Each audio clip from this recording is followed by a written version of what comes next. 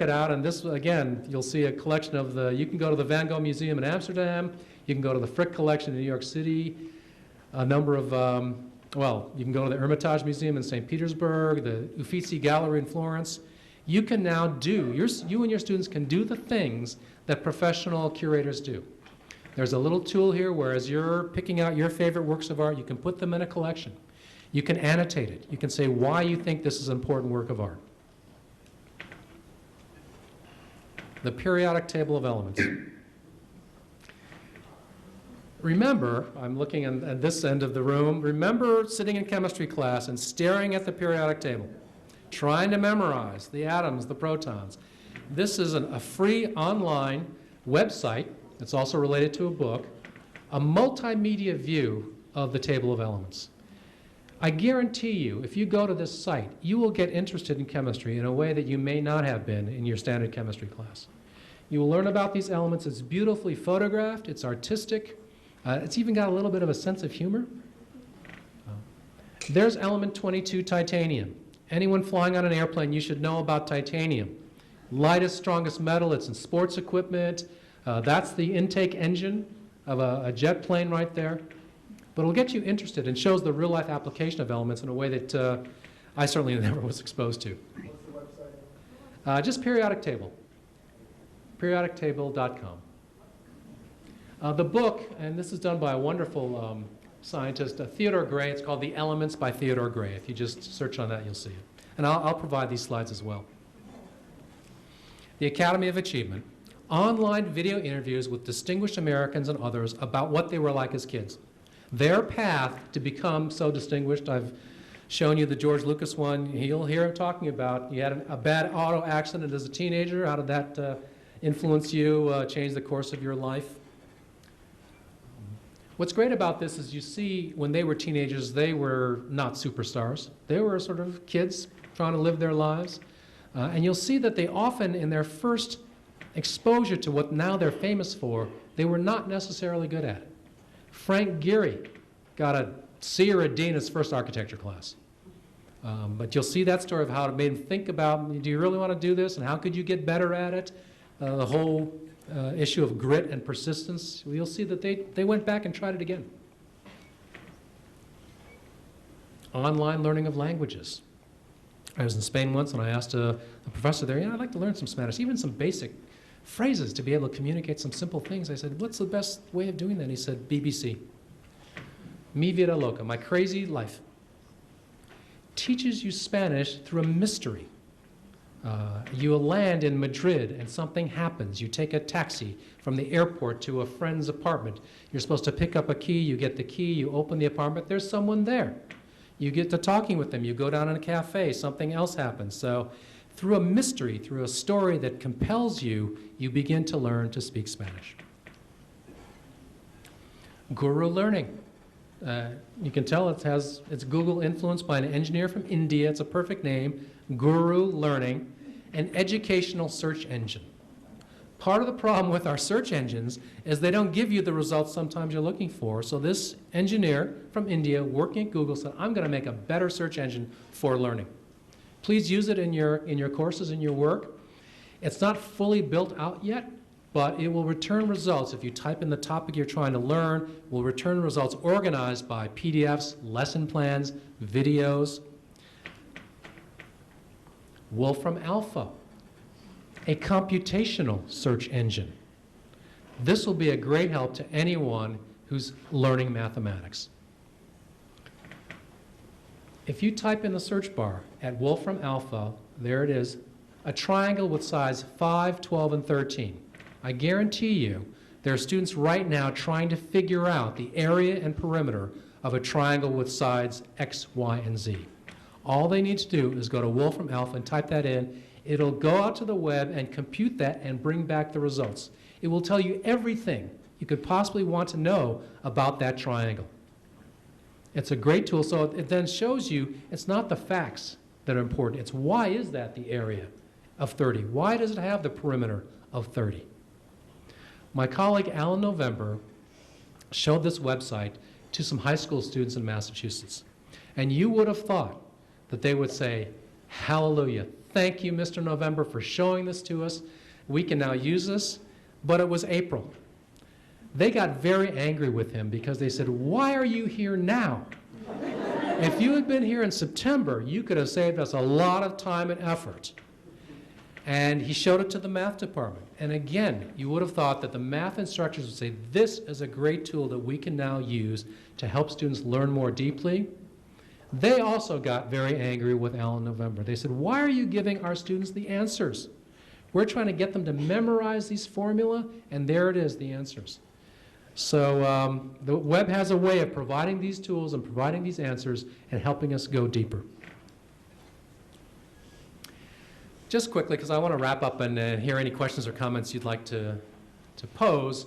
Let's use our students more in this change. When I was trying to say let's redefine the role of the student, the role of the teacher, one of my favorite examples is Generation Yes, where students act as teaching assistants to their teachers in classrooms as young as 4th grade.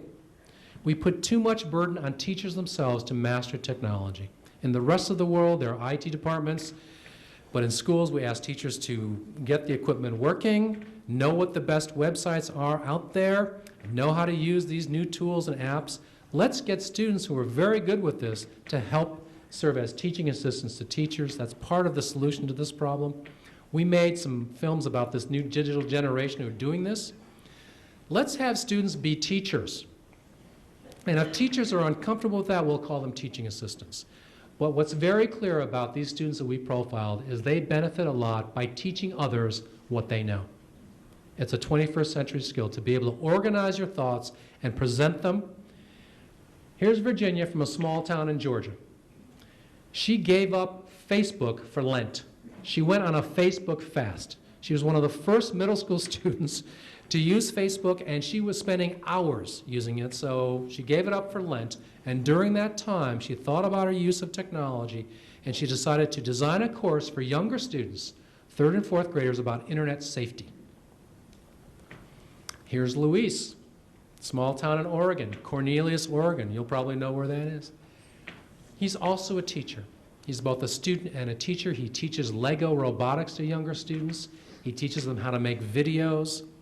So this is the day and age in which students can now teach what they know, and it's a very valuable skill. Citizen science, I don't know if you can see it, a 4-H project. I thought 4-H was about raising the prize hog or steer. 4-H has gone digital, has some great new projects. In this town, high school students did citizen science to help their town improve their air quality. They monitored the health of trees. They created a database of trees on city property. They were mentored by the City Department of Forestry and Natural Resource Management. They were trained to go out to city property, take photographs of the trees, put in some notes, all uploaded to a database. And when I went to visit with them, they said, we are improving the air quality in our city. They said, did you know that trees are nature's air cleanser? And I thought about that. I said, yes. And they said, trees take in carbon dioxide and they produce oxygen. But the city does not have enough workers to go out and monitor the health of trees, which trees to replace, which trees to cut down, where to plant new trees. So we help them do that. Giving students more independence over what, when, and how they learn. This is a great project called the Independent Project from Western Massachusetts. A student went home and complained that he was bored at school. His mother said to him, why don't you stop complaining and do something about it? Why don't you go to your school and tell them you'd like to do a project, and here's what it is, can I get some credit for that? That became the Independent Project. These students wrote a white paper that's very impressive about the work they did. They had a structure for it. During the morning, they would use technology to, it was kind of a blended learning approach. They'd use technology to answer questions that they had from courses that they had taken. In the afternoon, they would pursue projects of their own interest. They wrote collections of short stories. They wrote novels. They did citizen science. It's amazing and maybe counterintuitive when you give people more flexibility, more freedom, students will respond with doing high-quality work. My last slide. Think about this question, your definition of a great school.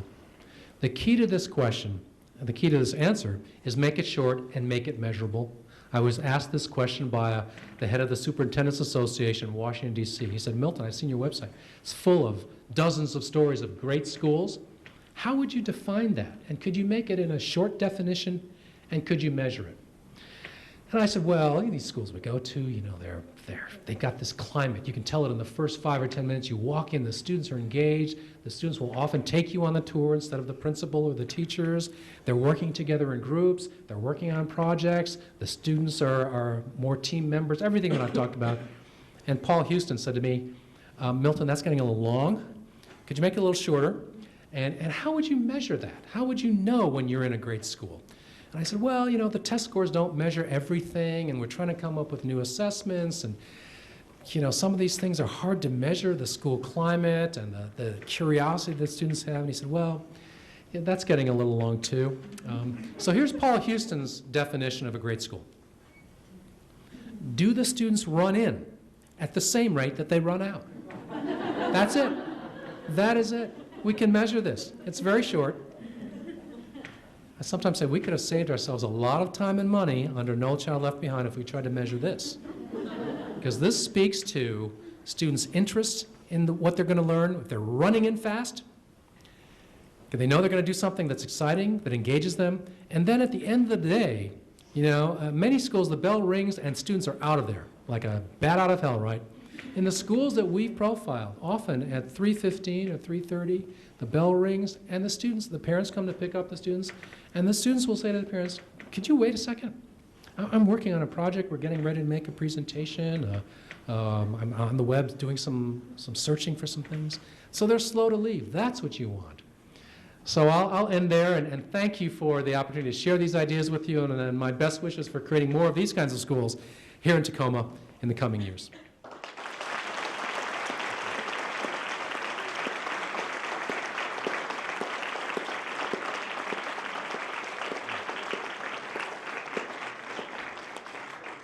Sure, glad to respond. If there's any questions for Milton out there? Glad to talk about Sesame Street if you want to talk about that. Where is Maria now? Where's Maria now? She's a mother now. Yeah. Sonia Manzano, that's her name. A great actress. Well, there are refreshments, I believe, outside. And if you have an opportunity, Milton will be here. Yes, absolutely. You'll share a little dessert, and you can talk and introduce yourself. And please avail yourself of the refreshments. Thank you very much.